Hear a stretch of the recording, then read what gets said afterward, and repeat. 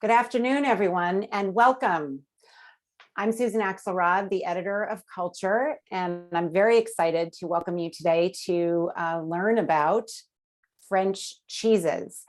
We have a very exciting presentation for you today. As you know, this is about the Fromage from Europe program and campaign that we're working on with our European partners. Our presenter today is going to be Charles Duc, who is the managing director for the French Dairy Board. He has a long history in not only cheese, but lots of different specialty foods. And Charles is also the general manager for the French Cheese Board in New York, a retail and event space that champions French cheeses and butters. I was recently there during the specialty food summer fancy food show, and it's a fabulous space. I urge you to stop in and visit if you find yourself in New York City. So without further ado, we have a program, a very interesting program today. Oh, I don't want to forget to say a couple of housekeeping things. Use the chat or the Q&A to ask your questions, and we will do our best to answer them during the presentation. Charles does not mind being interrupted with questions. We'll also have a dedicated Q&A time at the end of our hour. So, Charles, take it away. Thank you, Susan, and thank you, Culture. Thank you Fromage from Europe, our campaign that is now in all of the United States promoting European cheeses and in particular French cheeses. So we're here today to talk about the French cheese category. Ready to answer any questions you might have as a retailer, giving you some insights as to how to sell it, how to merchandise it, how to talk about it, all of the barriers that exist with these cheeses that could be intimidating for a lot of customers, and how to break the ice and show them how accessible these cheeses are, and give you some information on their background and where they come from, so you can share that with them and help them feel empowered to share that with their family and friends.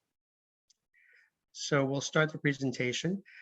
Here is the logo of the campaign. So as you can see up on top, it says "Enjoy It's from Europe," which you may be familiar with.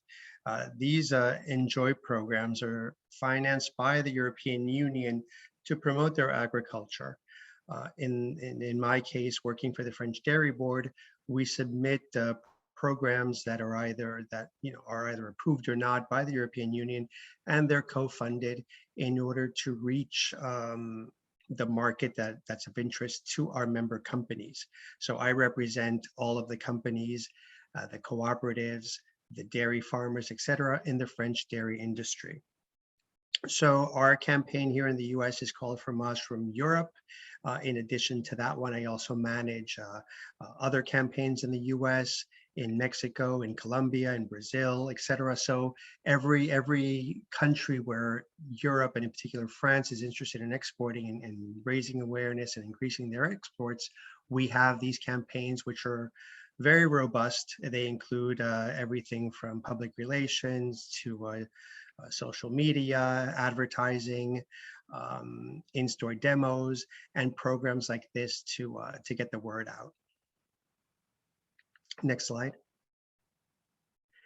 So this is pretty much what I just said. So this campaign is funded by the European Union, like I said, CNIL, which is the association that represents the cow's milk farmers, the co-ops and processors, and also by ANICAP, which is the goat's milk producers and processors association. And again, our mission is to raise awareness on these European cheeses, in particular French cheeses, and to spotlight the European cheese category and strengthen its competitive position in the US market. Next slide.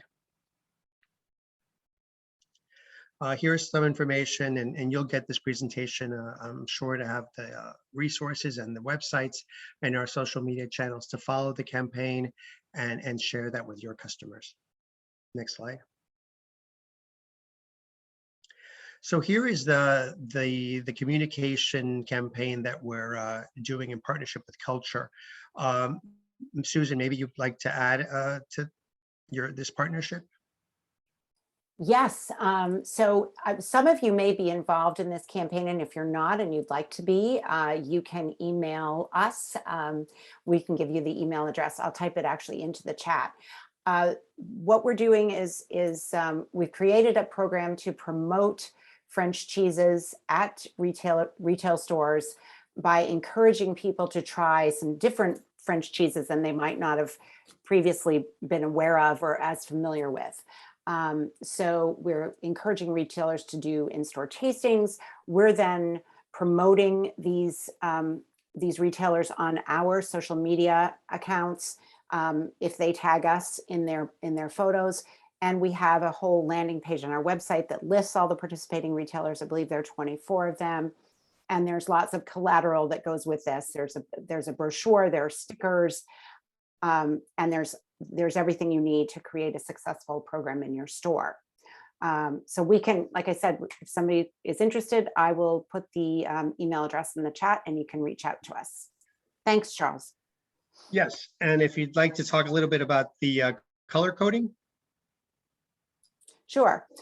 So the Building the Ultimate Board is the campaign that, or the idea that we came up with for the campaign. I will give credit to our creative director, Mallory Cyphers, for this idea. So the idea is that you would pick a cheese from the blue category, the white category, the red category, and the sort of dark gray category to make it easy to build a French cheese board that's representing all the different kinds of cheeses. So blues are obviously blue. The white signifies a milder cheese. The red signifies a medium flavored cheese, which might be a mimolette. The white could be a fresh chèvre or another mild creamy cheese. And then the bold would be a stronger cheese like an époisse. So. Thank you for that.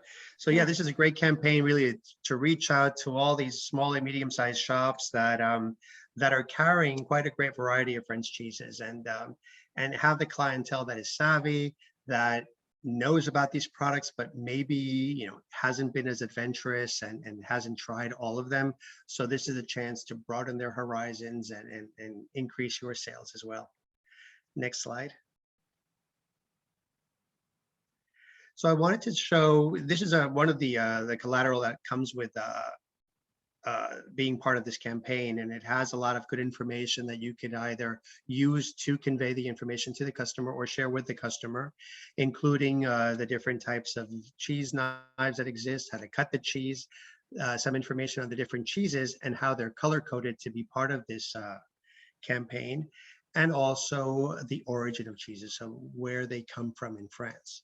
So let's start with the origin. As you can see, you have a map of France, and most of the cheeses, all of the cheeses of the campaign are shown with the region. I think it's important to, when it comes to France, talk about region. France is the size of Texas, so it's in our eyes a small country.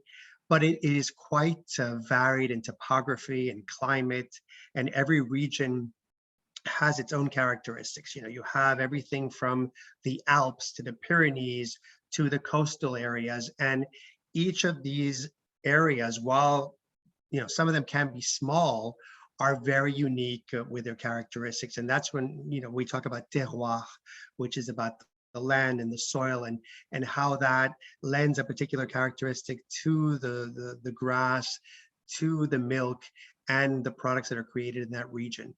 Historically, these areas have developed their own identity, have developed their own products, and the people that live there are very proud of that and protect it fiercely. So it's important to keep that in mind. And that's the basis, if you will, of PDO, which is Protected Designation of Origin, that label that was created by European countries and now is recognized by the European Union in order to give these products a sense of place and really a seal of quality that says, this product can only be made in a certain area, in a certain place, following a certain recipe that cannot be replicated anywhere else. So that information is there where it says origin of cheeses. If we look at the cheeses at a glance, you have the different color codes. Like I said, you have a little bit of information on each cheese. You have most of the cheese families represented. So you have mild, soft ripened cheeses, hard cheeses, wash rind cheeses, goat cheeses, blue cheeses. And, pretty much everybody's familiar with these. I'm happy to answer questions if you have any. And then we can move on to the knives, which I'm sure you also use on a daily basis. The fork tip spear, for instance, is very practical with creamy cheeses because the blade has holes on it, which prevents these creamy cheeses from sticking to the blade. The soft cheese knife is great for spreading, but I think it's also used, it also can be used like a spade to really cut and dig deep into hard cheeses like mimolette to create chunks, which are great presentations for a cheese board. For instance, it's also great for our Italian cousins with Parmigiano Reggiano, and so on and so forth. One thing that I'd like to point out is how to cut these products, how to cut the cheese, if you will. Each cheese in France is cut in a certain way, and there's a reason behind it. It is to make sure that everybody can enjoy the rind and the paste. Most edible rinds, or all edible rinds, bring texture, they bring flavor to every mouthful. So when we're talking about bries or camemberts, there's a certain way to cut a wedge, cut a whole camembert, like a pie, for instance. In the case of wedges of blue cheese, you can see how it's cut there. And the idea really, again, is to give everybody an equal piece. You have also other products like époisse, which is ladled out of its container because it becomes very runny. And all these cheeses, again, should be, I think, brought out of the fridge 30, 40 minutes before they're being served, so they reach room temperature, so that they're fully, so everybody can really get the full extent of its aromas, of its flavors, because if it's too cold, it doesn't taste like much. The last thing I want to add is regarding a cheese board and how, we should start off, and I think this is where the color coding can be useful for your customers. You want to start off with the milder cheeses and work your way around to the strongest or more pungent cheeses, which is usually the blue. If you want to start off with, let's say, a brie, followed by a comté, then a époisse, and finish off with a bleu d'Auvergne or a Fromage d'Ambert, that works well because, if you start off with the strongest cheeses first, you're going to coat your palate and you're not going to be able to taste those milder aromas. Next question, next slide. And since we're French, of course, we have a guillotine tool that we use for, in this case, mimolette. We use this a lot for the mimolette. Those of you familiar with a mimolette, it's a round cheese that looks like a cannonball. It has a bright orange interior that's made with annatto, and that cheese is a hard cheese to cut. So one of the knives that wasn't mentioned before is the double-handled knife, which is good for that cheese as well. But the guillotine is even better. There's a little video. I don't know if we can play the video to show how it kind of just comes down. Is that possible to show? There we go. So you place your mimolette and bring it down, and it slices it right in half, and then so on and so forth. Great little tool. Next slide. You want to maybe, should we answer a question? Let me see what the questions are. Loving the Libero case in the corner, great. And then we have the information. Okay. So does anyone have a guillotine at their shop? That's Susan. I don't know, do they? Does anybody have one? And if they don't, we should definitely get you one. The selling French cheese. So how do we sell cheese? I think the French cheese in particular is something that's very intimidating to most customers because it's perceived as something that's expensive, something that's hard to use, something that might not be enjoyed by the entire family. People don't know how to pronounce the names. So there's a lot of barriers that exist for French cheese. And these campaigns are put together in a way that we're trying to make these cheeses as accessible as possible to the American consumer through education, through easy recipes, through events like this, where we give you as much information and tools as possible so you can relay the information to your customers and make them feel comfortable with these cheeses.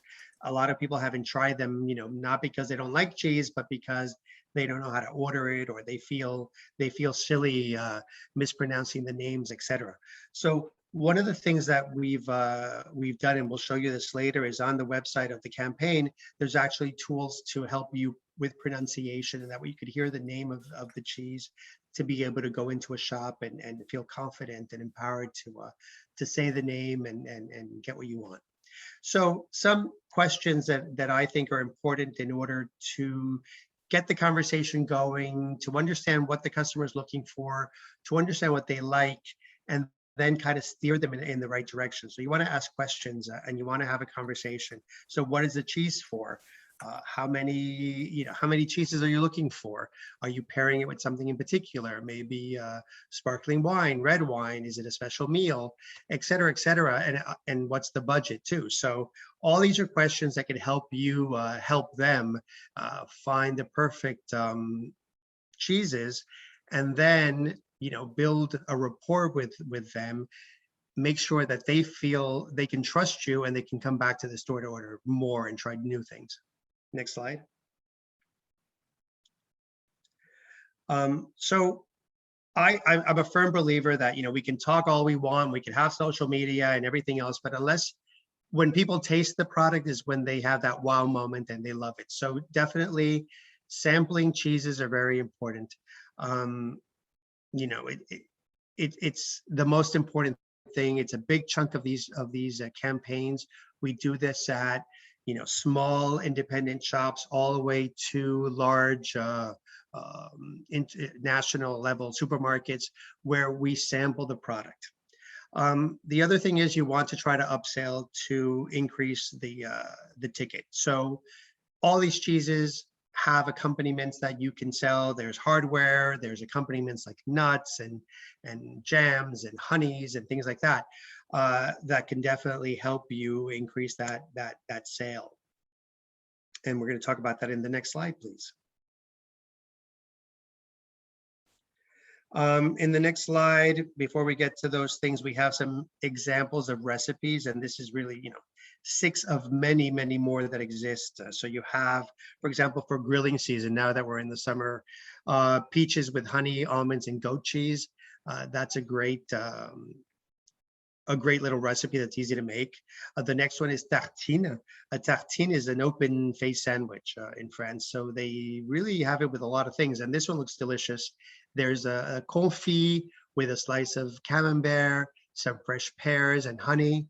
And this is one of these snacks that has, crunchy and creamy and salty and sweet, and it's just perfect. So I'm sure that this makes a great snack. I usually have my snack at 4 o'clock in the afternoon, when I need a little pick me up, and this works. The next one is a potato and zucchini gratin with a poisse. Gratin means grated cheese on something that you put in the oven. And France has all these wonderful, very chic words, but they're, once you know what it means, it kind of demystifies it, and you understand what it's all about. So gratin is an easy recipe where you have potatoes, zucchinis that are sliced with a mandolin. You grate some cheese on it. In this case, we put a poisse, throw it in the oven, and it melts, and voila, it's a great side dish. The broccoli and mac and fromage, in this case with brie and mimolette. How to elevate mac and cheese. And this is a great example on using a French cheese to elevate a simple recipe. My go-to is a mac and cheese with brie, melted brie, and lobster. And that works really well. And you could add a couple of like truffle shavings, and that's really wow if you want to impress something. And again, it's a simple recipe, but using very nice ingredients, in this case, a high-end cheese with some lobster and truffle. The next one is a grilled cheese sandwich. Again, elevating a simple recipe, in this case with brie, and also using brie in a salad This example has kale with chicken and brie. And there's a lot more, and you can find them on the rest on the website as well. So here's the example of our website. It's called fromagefromeurope.com.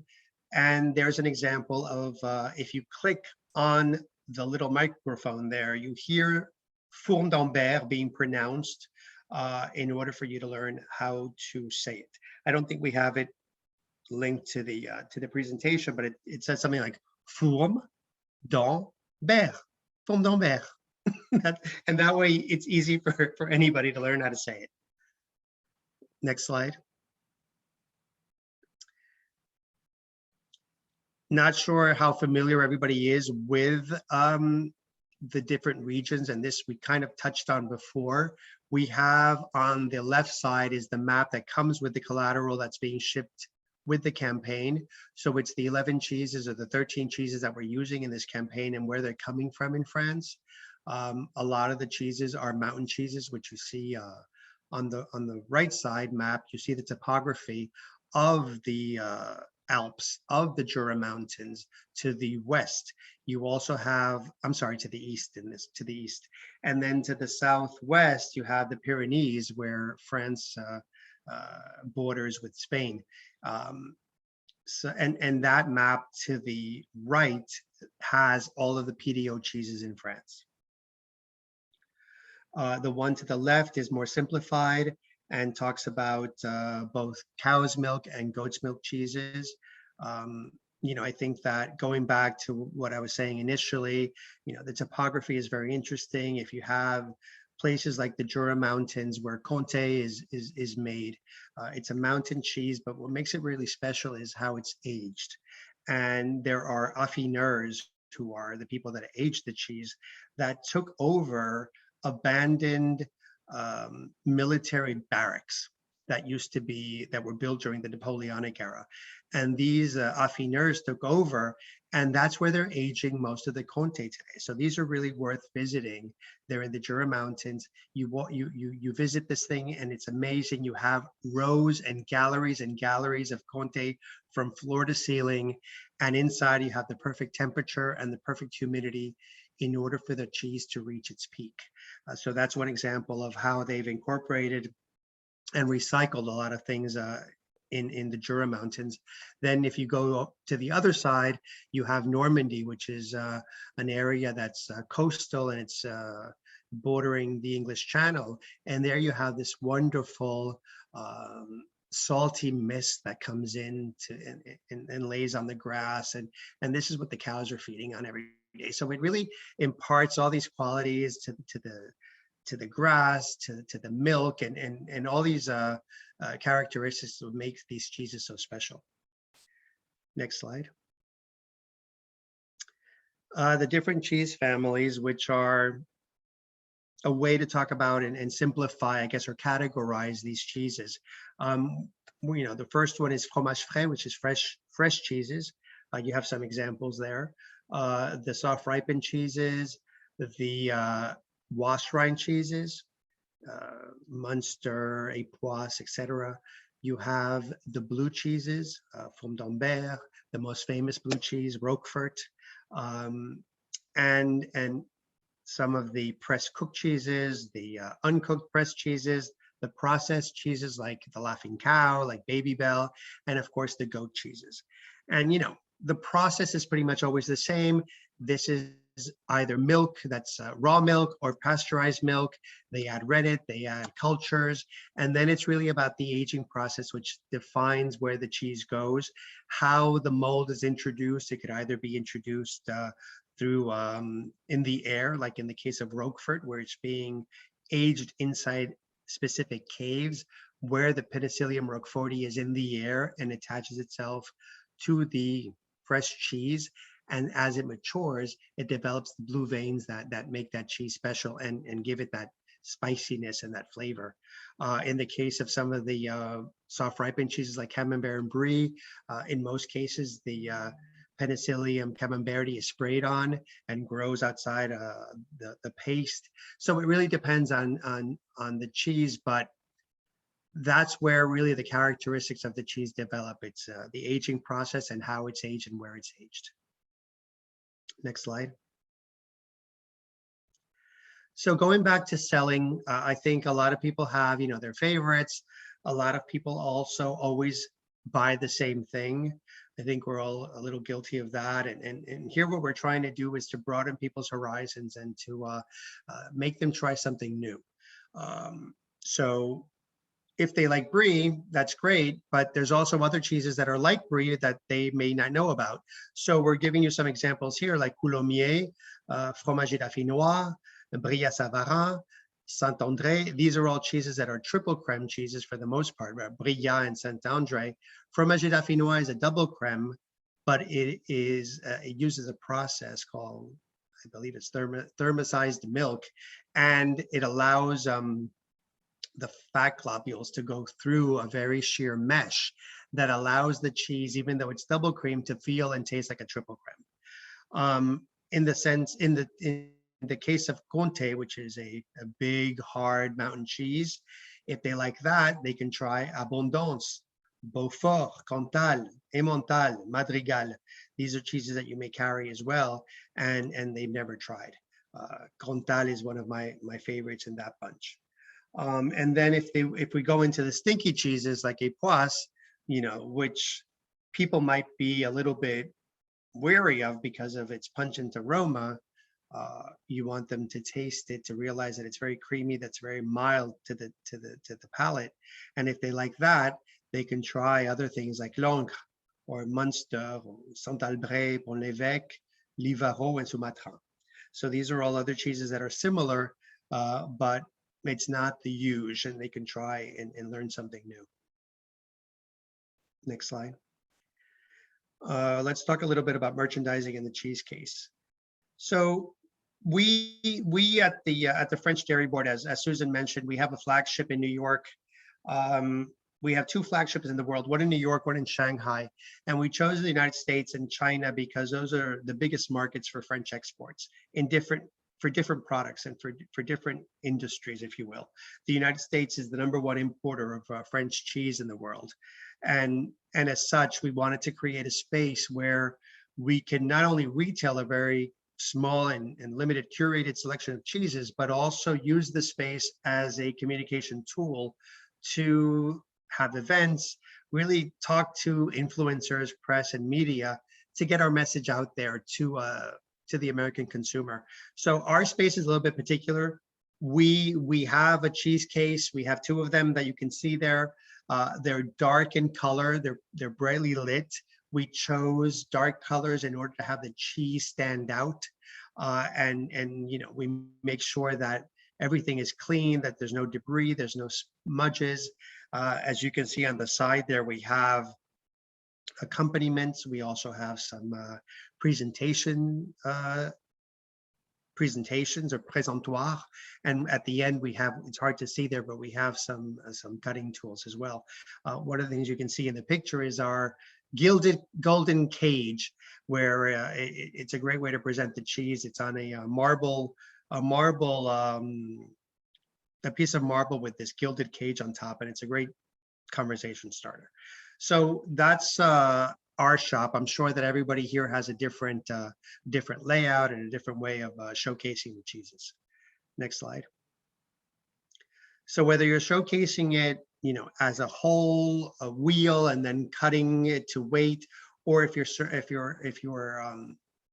selling it like we do per piece, there's different pros and cons. So the pros of selling it, I guess, per piece is that we don't have to weigh it, we don't have to unwrap it. It's we do that once, we cut the wheel, we wrap it, we merchandise it, it's done. We have a prefix pretty much for every piece. The cons, we have to use an entire piece to sample for the most part, so we can't just grab a whole wheel and cut a small piece from there. So it really depends on your business model, whether you sell to measure or per piece. Next slide. And again, to upsell, you want to have a good amount of accompaniments and presentation tools and and cutting tools in order for really the cheeses to shine to their fullest. So again, depending on what the customer is looking for and what they want to do with this, you can suggest honeys or jams, dried fruit, nuts, fresh breads, in order to create this perfect cheese board, if that's what they're doing for a party, or just to have an accompaniment that pairs well, either through a contrasting pairing or a complementary pairing. And you could also do this with wines and spirits and beers. Next slide. Signage is very important in order to convey as much information as you can to the consumer. Having a sign that tells the customer the name of the cheese, what type of milk it is, the qualities, the family, the potency. Is it mild? Is it strong? Is it a soft ripened cheese? Is it a hard mountain cheese, etc.? And then obviously the price per pound or the price per piece. It's important to give information. Some shops where I live here in New York, I mean, they go quite far with a lot of information, and some of them are very clever information that's done by the cheesemonger, and it really conveys the story, and it gives you some quirky information while you're waiting to be served. So it's a great way to learn something while you're entertaining yourself. And other places are just very simple, you know, the name of the cheese and the price per pound. It really depends, again, on where the type of information you want to give, what type of store you have, and the rapport you have with your customers. Next slide. Other labeling ideas. Some of the cheeses, both in France and in other countries, can be fermier, which is farmstead, can be coming from a cooperative, or there could be artisanal. So we wanted to share with you some of the information about these three different types. So fermier is a farmhouse cheese where the milk production and the cheese making takes place on the same farm. So these are, for the most part, very sustainable farms where everything is recycled, everything is used on the farm. And there's quite a number of them in France right now. Cooperatives are groups of milk farmers that work together to supply milk to a processor.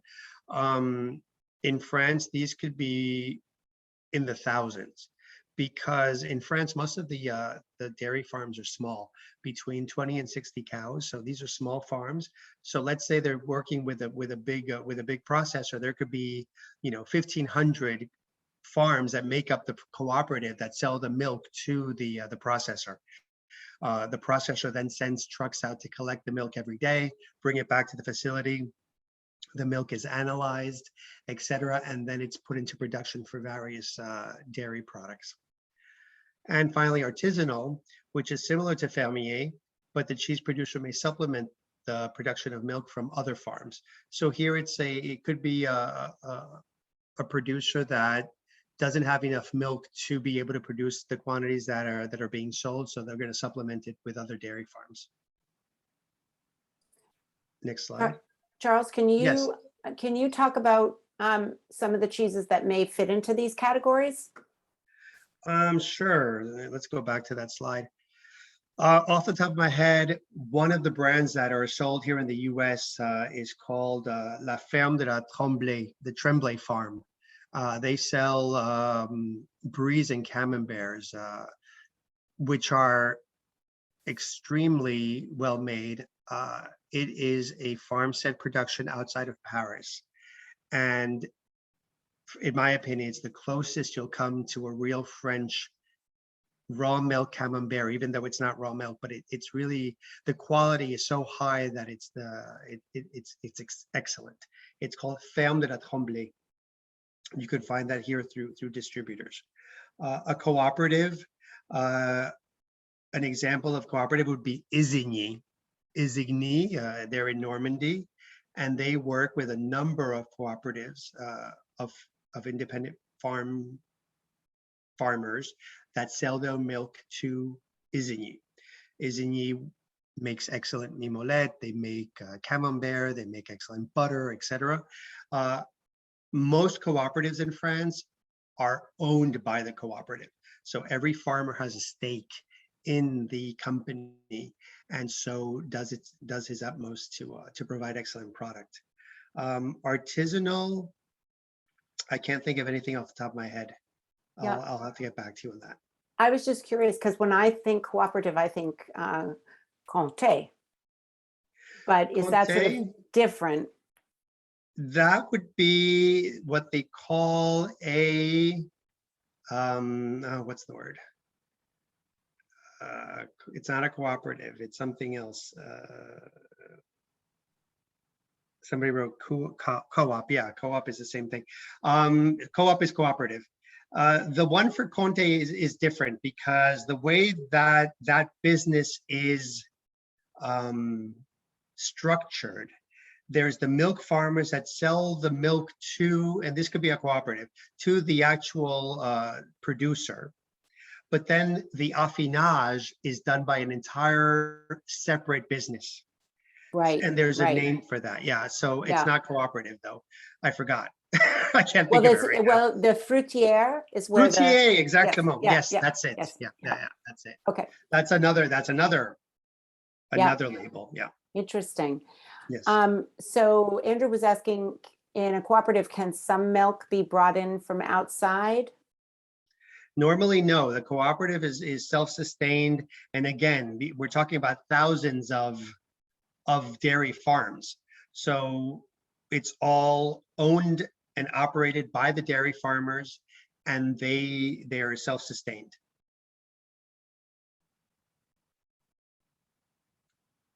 Other questions?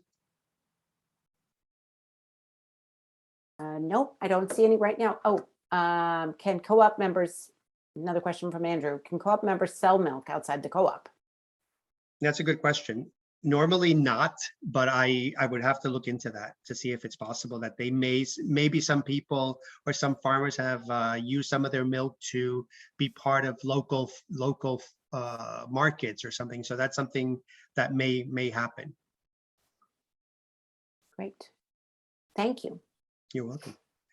And the last slide we have is kind of to show you some of cheese shops or fromageries in Paris.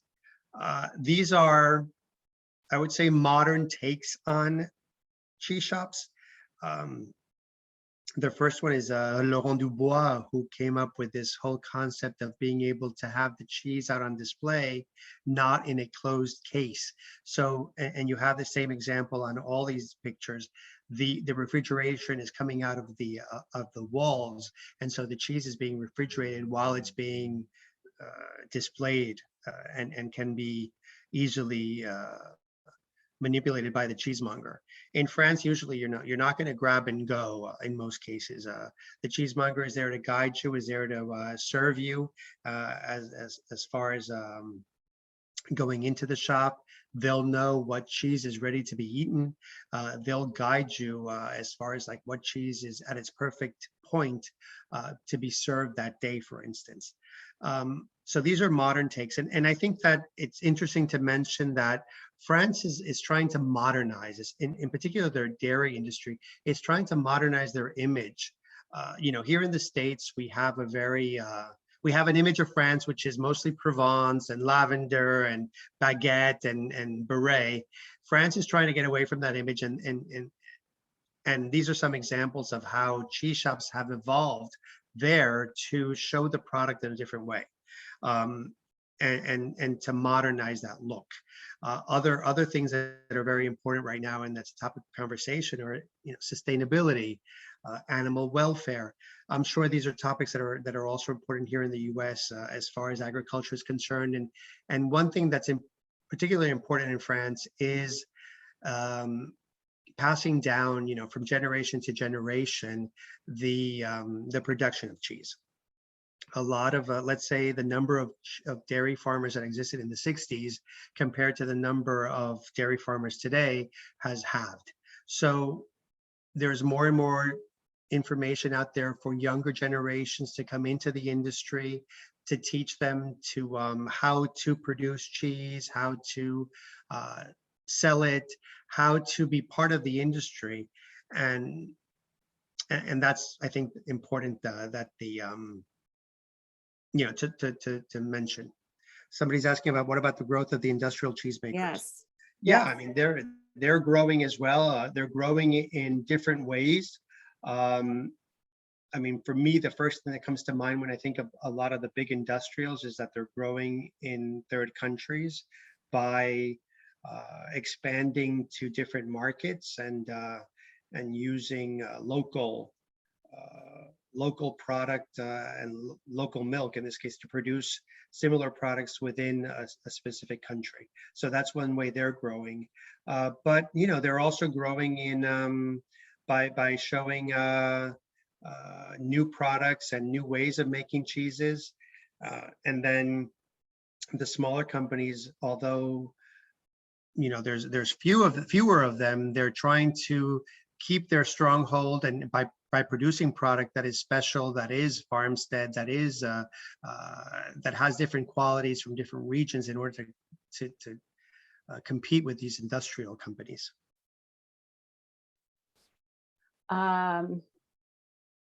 Let's see. There's a number of other questions sort of in here with this. How can the consumer know what size of business they are buying from, for example, with the Camembert? What size the producer is? Right. Well, I don't think that information is going to be evident on the label. I think it's the consumer would need to research a little bit, or the cheesemonger could do some research in order to learn who are producing on a small scale and who are industrials. But the industrial cheese is not is very good as well, and it's very homogeneous. It's always in good quality. It comes in and is available for distribution throughout the U.S. It's also at a good price. I think that in order to know the smaller ones like Lancé or Delan or Isigny even, it's just a question of, I guess, doing a little bit of research. Mm. Yes, and Andrew's also talking about the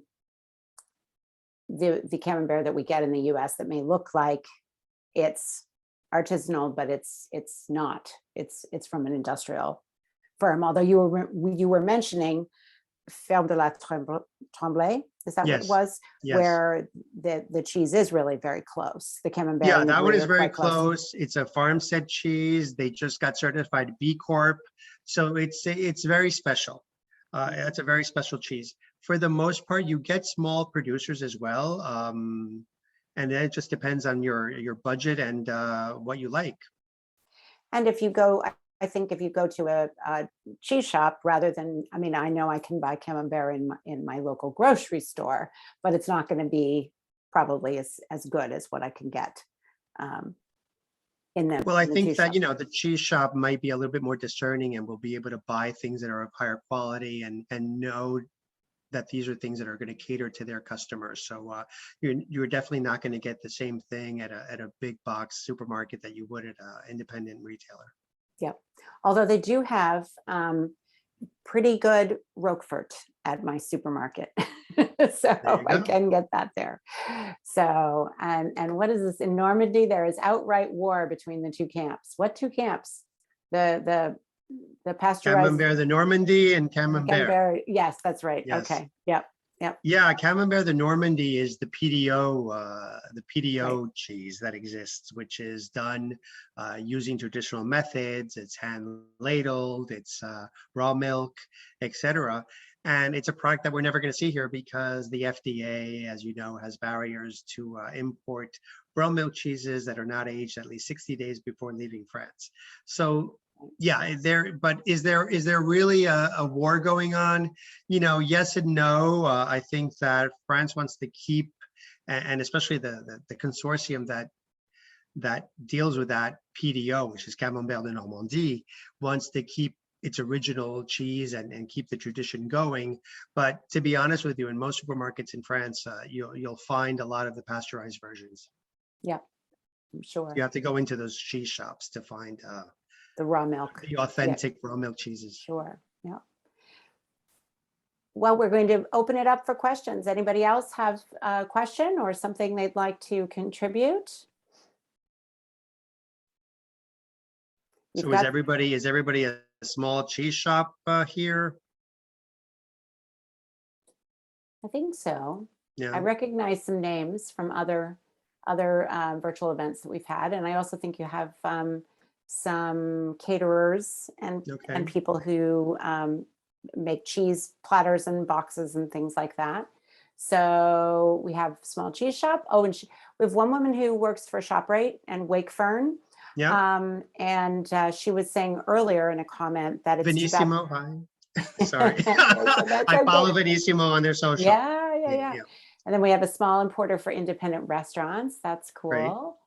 Has Oh, from anybody the, had any issues? I mean, there's been a lot of issues currently with logistics and getting product into the country. I know that it's an ongoing issue. So we're all going, and we're all in the same boat when it comes to that. yep, I know a lot of products are now being flown in instead of going by boat because Yeah. there's so many issues with shipping. Yes. So, and Michelle says, we thank you for your efforts. Great. Thank Great. you. Yes. So, oh, and Olympia, the Oh, food wow. co-op in Washington. A question, why is the supply chain outside of pandemic issues so unreliable? I wasn't sure. I didn't know it was unreliable before the pandemic, but I'm not in this business, so I don't know. But The issue that I understand is that there's a lack of containers and a lack of ships, and what's currently there now is available but costs 3 times the price. So the shipping lines are taking advantage of the fact that it's a hot market, and so it's so expensive that the companies can't even ship. It would place their product out of reach. right, Yeah. right, yeah. So I have a friend who's an importer here in Maine, doesn't import French products, but from Italy and Spain, Rogers Collection. And I was visiting her one day when she had a cheese that had arrived very, very late by boat. And it was just a whole big wheel of cheese that was completely gone. Yeah. Yeah. So, and she's lost a lot of product that way. So. And it's happening all over the world. Yes. I deal with Brazil as well, and in Brazil, they don't have anybody who's at customs, and the stuff just sits there, and sometimes they don't plug them in, and they don't plug in the refrigerated container. So it's Rio de Janeiro. And so yeah, that just goes into the garbage pretty much. So there's a lot of issues all over the world right now. It's terrible. Yeah. Andrew is asking some fascinating questions today. Suppose someone wanted to create a perfect clone of a famous French cheese in the US. What technical issues would stop them? Well, if you're going to do a clone, what do you mean, a clone of the cheese, or copy of the cheese, or a clone of the cow and everything else that goes with it? I mean, that's these cheeses are very linked to their terroir, to the land. Most of them use a specific breed of cow to produce the milk, and the technique and the places where they're aged are very specific to an area. So it's hard to recreate that anywhere else. And that's what makes these so unique. Yeah, I agree. Caitlin asked, why is it so hard to get good French cheese at places like ShopRite? I think it probably has to do with budget, and what the consumer, what they feel the consumers can afford, the shoppers at that market. But you could probably speak to that better, because there No, are I some agree. I think that, supermarkets. Yeah. yeah, I agree. I think that, the only way to stock things at a supermarket is to ask for them and to talk to the staff. And then that information has to be relayed to the buyers. And it's the buyers' decisions at corporate that are going to decide what cheeses are sold. And when we're talking about these big supermarkets, it's really all about the bottom line. So if they bring something in that doesn't sell and doesn't turn the way they want it, it'll be discontinued, unfortunately. So, for me, that's it. It really also depends on the buyer. We do a lot of outreach to the buyer to educate them. We organize study trips to France and things like that, so they can discover all these products firsthand, and that way they can come back with a whole new outlook on what these products are and where they come from and what they represent. Yeah. It's interesting that given the fact that the the public as a general rule has become more sophisticated about food.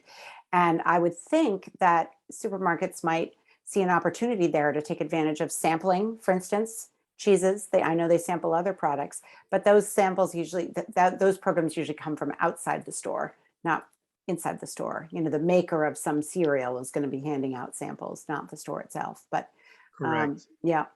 Yeah, most places it depends. You know, some supermarkets want to keep everything in house, like Costco or Whole Foods. Other Yep. people outsource it. We finance over 1,200 demos a year Wow. in all over the country. So Mm, if anybody's interested, we're willing to help. And again, I think the best way to sell this product is to put it into people's mouths. absolutely. Yes. Oh, and we have Carrie, her business is Forage to Fromage LLC. They do educational events. That's very cool. Yeah. Very cool.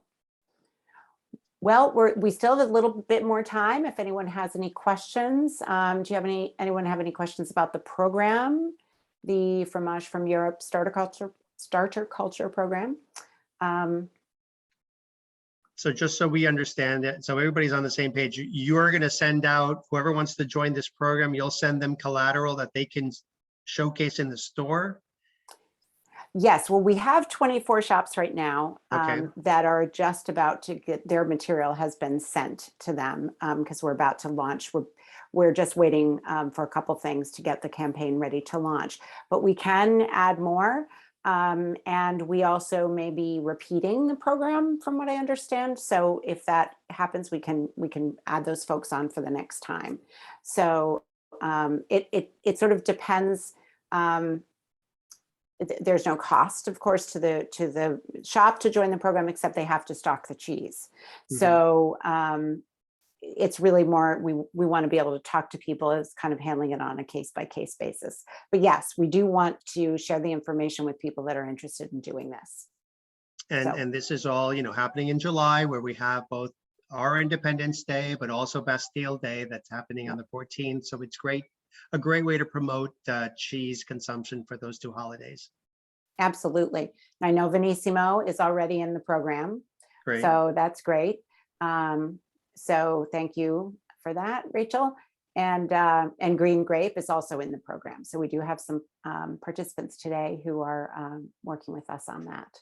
Great. So, yep. And I'll be sending out an email to everybody as a thank you that will also have the information there. And the video of this webinar will be on our YouTube channel. So we can share that as well. Oh, 2 new messages. Here we go. Okay. Yes, I understand, Caitlin, because you work for the supermarket. Would have loved to have joined this program, but I have too many people to go through before I could do it. But ShopRite, isn't there, who's the guy at ShopRite? Fernandez? Does that ring a bell? He's very interested in these programs. So maybe I'll reach out to him and just let him know. He may not be aware. Yeah, great. Yeah. So, and we had a shop just email. So that's great. Excellent. Oh, Caitlin says, please do. Wonderful. Yeah, I will. Yeah. Wonderful. Okay, well, I am going to say goodbye, and then Charles, I'll let you say the final goodbye. Thank you again. Oh, thank you, Michelle. She said, thank you all for yet another informative cheese hour. Au revoir. Au revoir. Au revoir. Well, thanks everybody for being here. I appreciate it. I appreciate your support for this program. Again, we're trying to give you as many tools as we can to help you sell more French cheese, and we thank you for standing behind them. And I think that if you love them, then that comes through for your customers, and they will too. So thanks, and we're all here to answer any questions you may have about the cheeses, about the program in the future. Don't hesitate. Great. Thanks so much, Charles, for being with us today. It's really, Thank really you. interesting. I learned a lot too. Thanks, Thank you. everybody. See you soon, I hope. Bye-bye. Bye.